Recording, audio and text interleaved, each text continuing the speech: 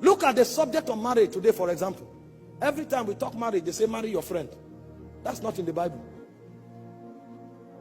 The principles of marriage they teach us today are the things picked from the gutters. What the Western world adopt, that's what the church teaches now. Meanwhile, when you go to the Western world, 7 out of every 10 marriage breaks because they marry their friends. They marry who they love. The kingdom prescription is different. You don't marry who you love who you marry, because love is a commandment. But it will take a teaching priest to bring you to that point. And your husband is not your friend. Your husband is your Lord. Your wife is not your slave. Your wife is a co-heir with you.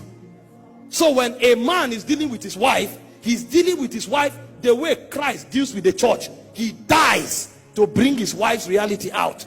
And when a wife is dealing with the husband, like Sarah, she calls her husband Lord.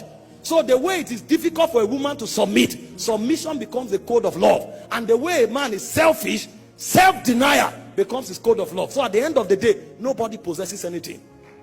It's a kingdom pattern, because when marriage is completed, you will not just have children, you will become like Christ. Because the goal of marriage is to deal with your flesh until you become like Christ. But what the word is teaching is how to coexist together. And so it becomes a mental charade, because there are no teaching priests.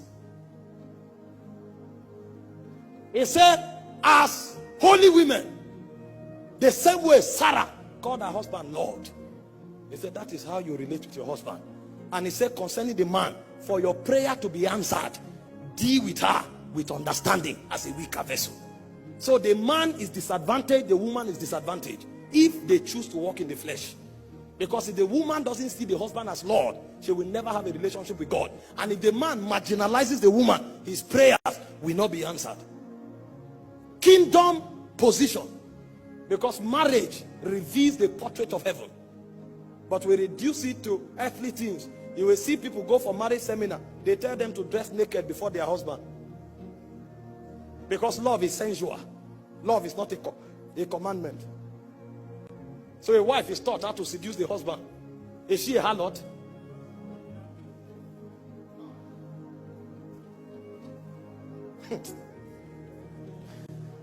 He said for a long time, Israel was without a true God.